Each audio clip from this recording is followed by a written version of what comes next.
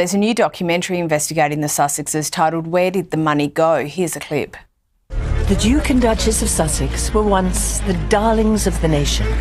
They were this fabulous new couple that were really making the royal family completely valuable. Once, they were the shining hope of the British monarchy. Prince Harry and Meghan Markle were more than just newlyweds. They were a symbol, a biracial American actress marrying a prince. It felt like history had taken a bold, modern step. Millions tuned in to watch their wedding, an event cloaked in tradition but glowing with the promise of change. But not all fairy tales survive reality. In the years that followed, the pressure became unbearable. The British tabloids turned Meghan into their favorite punching bag.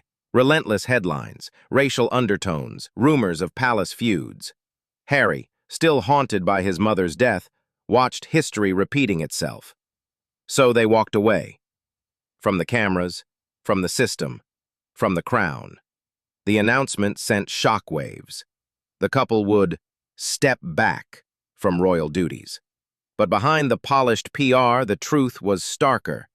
They were cutting ties, and in doing so, they were cutting off access to royal money. At first, the world assumed they'd live quietly, maybe a cottage in the countryside, a low-key, peaceful life. No. They moved to Montecito, California, a sun-drenched haven for billionaires and celebrities. Oprah was their neighbor. So was Ellen. Their new home was no palace, but it was just as expensive. A sprawling, multi-million-dollar mansion, private gates, surveillance, armed security. This wasn't stepping back. It was stepping into an entirely new kingdom, self-funded. Then came Harry's rare confession. His father, King Charles, had cut him off financially. No more royal stipend, no more institutional support. The golden safety net was gone. And that changed everything. Suddenly, the Duke and Duchess of Sussex weren't just former royals. They were brand new entrepreneurs trying to support a global lifestyle. Privacy wasn't cheap. Neither was security. Harry didn't go anywhere without convoys. The household staff, the maintenance, the image. Everything cost. That's when the Netflix deal happened. $100 million. Not for a blockbuster film, not for a revolutionary documentary, but for one reason only: survival. In a moment of unguarded honesty, Harry admitted the deal had been pitched to him, and he took it to afford security for his family. Spotify followed, with another deal. The public was told this was part of their new creative freedom. But insiders whispered. This was financial triage. A documentary aired on Channel 5 asked the question on everyone's mind. Where did the money go? The investigation wasn't cruel, it was clinical. They traced their spending, their mortgages, their rising costs. Meghan had an estimated £5 million from her acting days and early brand ventures. Harry had inherited between £20 and £30 million from Princess Diana and the Queen Mother. But even that wasn't enough when your life operates at the level of royalty, without the crown footing the bill. Their Montecito home came with a massive mortgage. Their security detail, especially post-royal, was extensive and expensive. They weren't living like ex-royals, they were living like royalty, without the funding. Still, the couple projected confidence. Public appearances, polished Instagram posts, occasional interviews with Oprah-level gravitas. But behind the scenes, their lifestyle was built on a clock ticking loudly. And Meghan? She had other plans. She didn't just want to be a duchess in exile, she wanted to build something, a legacy, a brand, a new empire. And so, quietly at first, As Ever was born. Its launch wasn't grand. No celebrity event, no press tour, just a soft reveal. Muted pastels, delicate typography, and a single product. It wasn't a luxury cream, not a designer candle, but a jar of jam. And while the public chuckled, Meghan wasn't laughing. This was only the beginning. It started quietly. No grand announcement, no press release, just a subtle post here, a gifted product there, and a few carefully lit photos on social media. The name was soft, poetic, As Ever. Meghan Markle's own lifestyle brand, delicate in tone, lofty in vision. The first product, jam. Yes, jam. Not a symbol of revolution or reinvention, a jar of strawberry jam packed in glass wrapped with ribbons of intentional simplicity. It was a product that whispered luxury while screaming confusion. The media didn't know what to do with it. Was this a new goop? A Duchess's answer to Paltrow's empire? Or was this a one-off gift wrapped in the illusion of a business? Soon, the stories began to circulate. The jam had sold out within hours. Demand was overwhelming, the headlines claimed. An instant hit. Meghan had done it. Again. But behind the curtain, a different reality unfolded. The product line was tiny, less than 300 jars. It hadn't sold out because of demand, it sold out because it was never truly stocked. Insiders close to the operation admitted what many suspected. The scarcity wasn't part of a high-end brand strategy, it was logistical. There was no supply chain, no fulfillment system, just a few units, a few influencers, and a wave of carefully curated PR spin. It was less of a launch and more of a stunt. And the world noticed. Sky News Australia didn't hold back. In a now viral clip, one commentator laughed, "It should be called as if, or better yet, as never."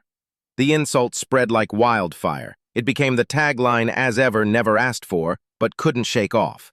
What should have been a subtle debut turned into a global punchline. Still, Meghan persisted. After the jam came the whispers of something larger, a full-fledged lifestyle empire. Boutique hotels, high-end restaurants, wellness cafes, minimalist dining rooms with curated lighting, luxury hospitality experiences rooted in calm, organic elegance. But the vision raised more eyebrows than praise. What did Meghan Markle, a former actress and current celebrity royal hybrid, know about hospitality operations? About kitchen management, guest turnover, staff logistics, or health code compliance? Not much, according to industry insiders. One former consultant for the Four Seasons responded bluntly when asked about Meghan's plan. "You can't turn a hobby into a five-star hotel chain? That takes decades, not delusions." But that didn't seem to slow her down. Reports emerged of new trademarks being filed, plans for merch, apparel, scented items, kitchenware, a whole ecosystem of brand expansion built on little more than abstract ideas and the momentum of name recognition. Except name recognition was starting to shift. As ever didn't evoke confidence anymore. It evoked confusion. Even among her most loyal supporters, a question emerged. What exactly is this brand? A royal-themed version of Goop? A high society version of Martha Stewart living? Or simply a Pinterest board brought to life, with no clear path forward? The problem wasn't Meghan's ambition, it was the absence of infrastructure. There were no veteran executives at the helm, no seasoned operators, just scattered headlines and aesthetic mood boards. She wasn't building an empire, she was drafting ideas, live. And the pressure began to show. In the same week that As Ever faced criticism for its chaotic identity, Meghan and Harry posted a bizarre video online, reportedly meant to be playful. In the clip, the two danced in their California home, with Meghan wearing a dress padded with what looked like a pillow. They laughed, they spun. Social media did too, but not kindly. The memes were brutal, the jokes were sharp. And once again, the brand they were trying to build was overshadowed by the circus they couldn't seem to control. But perhaps most tellingly, while the videos were going viral, the products weren't. There were no restocks, no follow-ups, no real commercial movement. Just more speculation, more satire, and more silence. Behind the curated images and sunlit aesthetics, the cracks in As Ever were growing. The brand wasn't becoming a legacy. It was becoming a liability. In business, there are two kinds of attention. The kind you buy, and the kind you pay for later. As Ever was getting plenty of the latter. At first, it was easy to believe the criticism was just noise, cynical media, doing what they do best. But as weeks passed, the pattern became undeniable. Every move As Ever made felt improvised, rushed, and increasingly disconnected from reality. One former brand strategist put it bluntly, It's like they're launching a new idea every Monday and forgetting it by Friday. Hotels, cafes, wellness, merch, fashion. Each week brought a new trademark or whispered rumor. But where was the strategy? The team? The roadmap? Insiders began to leak stories of confusion behind the scenes. A rotating door of consultants. No senior leadership. Plans changing mid-meeting. Vision boards swapped out before lunch. It wasn't a startup, it was a scramble. Then came the whispers from the investor class. In Silicon Valley, Meghan had been a hot name, a recognizable face with international reach. But investors were growing wary. One anonymous backer told The Times, "Every project she touches becomes a media circus. It's not about products anymore, it's about headlines, and we don't invest in chaos." Another added, "The brand doesn't know what it is. That's a huge red flag. Consumers can't follow it, and neither can we." That was the real issue. It wasn't just that As Ever lacked direction. It was that the brand's identity seemed to shift with Meghan's mood, not market data. No brand can survive that, not even one led by a former Duchess. Meanwhile, Meghan's presence in the media remained strong, but increasingly mocked. The twerking video with Harry became a viral meme. What they saw as playful, the public saw as performative. The tone had changed. They were no longer being covered as serious cultural figures. They were being treated like punchlines. And through it all, Harry watched. In the beginning, he was at her side for everything. The launches, the interviews, the photo shoots, the causes. But now, he appeared alone. His expression in public, tight-lipped, distant. Royal watchers and neighbors in Montecito started to notice the shift. Meghan was building something, relentlessly. Harry, it seemed, was just trying to hold it together. Sources close to the couple described growing tension behind the scenes. Harry concerned about overexposure. Meghan convinced the brand needed to expand fast before the media moved on. One former staffer claimed Harry had urged her to slow down, consolidate, focus. She didn't. And slowly, he began to retreat from the spotlight. At events, he looked distracted.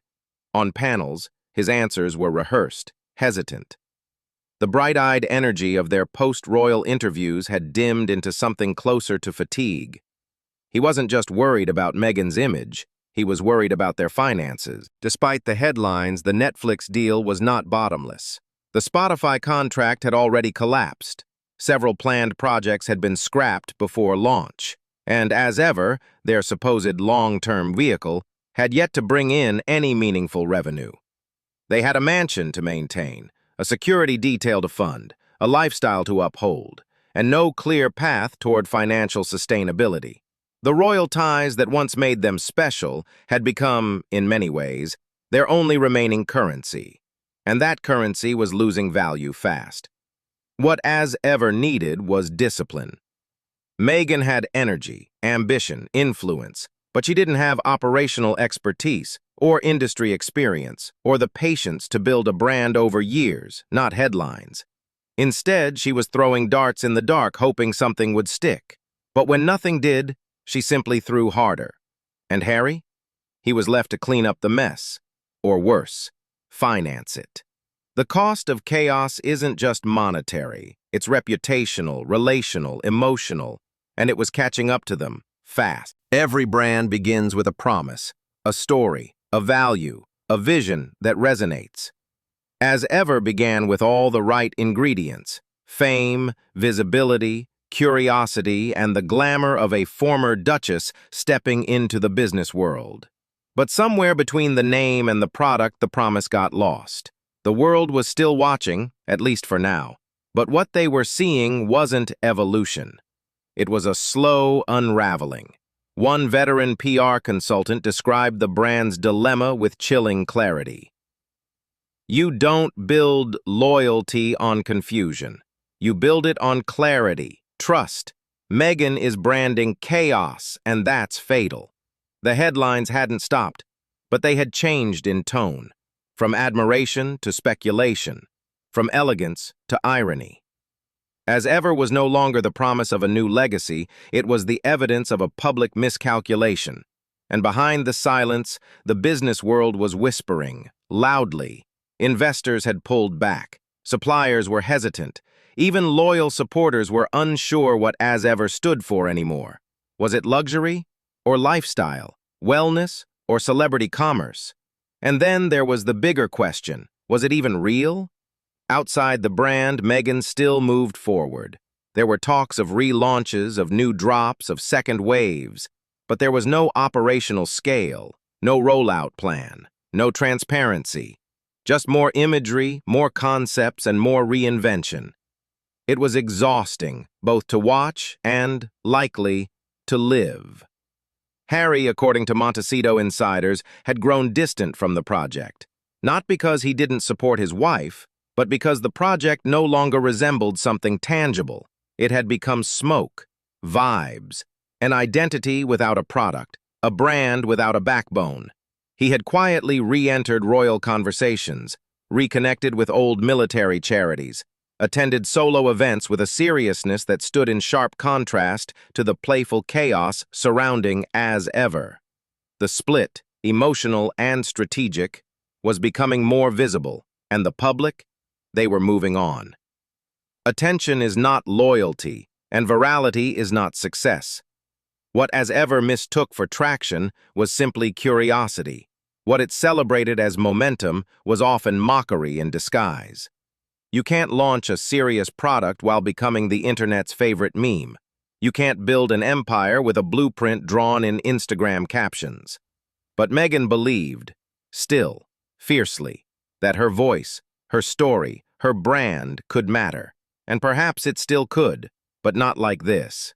Not with every product mocked, not with every plan changing mid-announcement, not with every investor retreating, every insider leaking, every headline questioning. The foundation wasn't cracking, it had never been poured. One final quote from a brand analyst put it best. You can sell elegance, you can sell aspiration, you can even sell legacy, but you have to earn credibility. And Meghan hasn't earned it yet. The story of As Ever isn't over, but the chapter of hype, confusion, and overreach might be. Now the choice is stark. Refocus, rebuild, and commit to clarity, or continue down a path where the brand becomes not a business, but a punchline. Because legacy is earned, and when the spotlight fades, the question remains. What did you build while it was on?